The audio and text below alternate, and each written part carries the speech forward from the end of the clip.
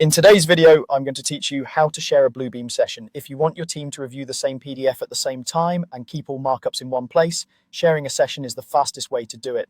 I'll walk you through each click, explain what's happening behind the scenes, and point out a few tips so your invite goes smoothly. First, open Bluebeam Review and the PDF you want to collaborate on.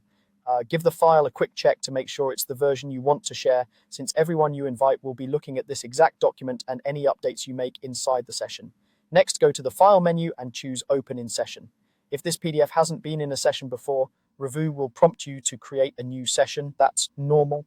A session is simply a live workspace where multiple people can view and mark up the same PDF simultaneously with changes tracked in real time. Accept the prompt to create the session, and Review will take you into the session interface. Once you're in, look for the session toolbar and click Invite. This opens the invitation window where you decide who gets access. Type the email addresses of the people you want to join. You can paste multiple addresses if you're inviting a group. Keep the list tidy and accurate to make sure everyone receives the message. Before sending, set the right permissions.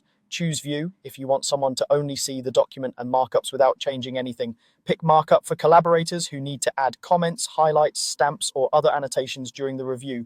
Select Admin for someone who should help you manage the session, including inviting others and changing permissions. Think about each person's role and choose the minimal level they need. You can always adjust permissions later if responsibilities change. When everything looks correct, click Send Invitation. Bluebeam will email your recipients with instructions to join your session. Let your team know to watch their inboxes, and if someone doesn't receive the message, have them check junk or spam folders. Once they join, you'll see participants appear, and their markups will start populating in real time, keeping the review process transparent and organized. That's it. You opened your PDF, started or joined a session, invited the right people, set appropriate permissions, and sent the invitation.